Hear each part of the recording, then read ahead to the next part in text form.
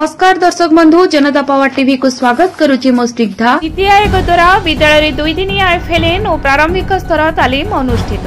मालकानगिरी रे आज जिलापाल कार्यालय मालकानगिरी परिसर एफएलसी हॉल रे नीति आयोग द्वारा पश्चिम जिलार 100 विद्यालय 100 जन एफएलएन ग्रेड शिक्षक और शिक्षयित्री मानक नहीं 2 दिनिया तालीम कार्यक्रम शुभारंभ होईची।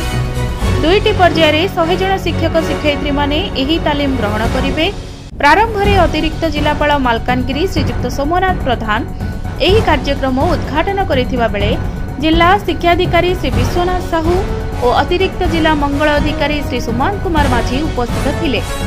अतिरिक्त जिलापाल महोदय शिक्षक शिक्षयित्री मानकु छात्र छात्री मानक शिक्षणर अग्रगति करिबा पई उपदेश दैथिले। जिला शिक्षाधिकारी भाषा शिक्षणर विभिन्न उपाय संपर्क रे आलोचना करिथिले। एही तालीम रे प्रथम दिन भाषा शिक्षण द्वितीय दिन गणित शिक्षण संपर्क में तालीम दियाजिबो।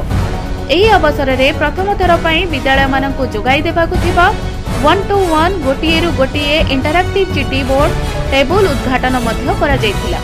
एही तालीम रे जिला विभिन्न विद्यालयर शिक्षक शिक्षयित्री माने अभिनय संगलाप कथन कविता लिखन शिक्षण सामग्री प्रदर्शन शिक्षण कार्य प्रदर्शन आदि कार्य करथिले।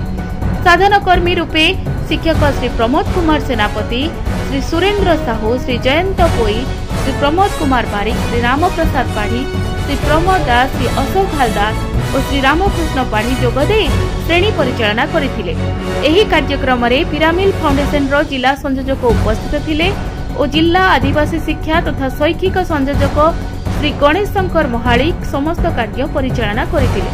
जिला प्रकल्प कार्यालय श्री सीताराम गौड़ श्री सत्यव्रत मिश्र और शिक्षक कालुचरण महारणा सहयोग करथिले। एही तालीम चलित मास 30 तारिख पर्यंत चलिबो। मालकानगिरी धनंजय टीकादारंक रिपोर्ट जनता पावर टीवी। एहा थिला आजिर मुख्य समाचार। अधिक अपडेट पाई हमर वेबसाइट को लॉग इन करि परिबे www.janatapowertv.com।